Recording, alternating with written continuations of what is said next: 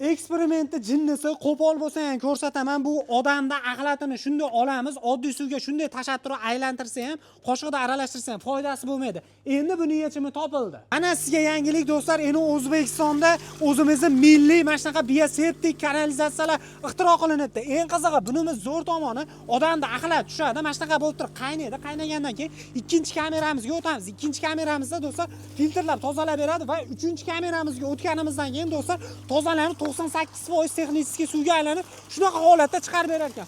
Xolasalar bu to'kki ishlaydi, ya'ni atiga ikkita lampochkani, ya'ni to'kini olar ekan xolos. Xolasalar endi do'stlar eng qizig'i sama to'kki ham ishlatib beramiz deyapti ekan. Bu bemalol bitta xonadonda boqa olar ekan, ya'ni 8 kishigacha bo'lgan joyda eplab berar ekan. Endi hech qanaqangi bakteriya kanalizatsiya tortishga hech umuman keragi yo'q. Kanalizatsiyasi yo'q joylarga do'nlagan, bemalol ishlatsalar ham bo'laverar ekan. Hozir biz Namanganda turibmiz do'stlar.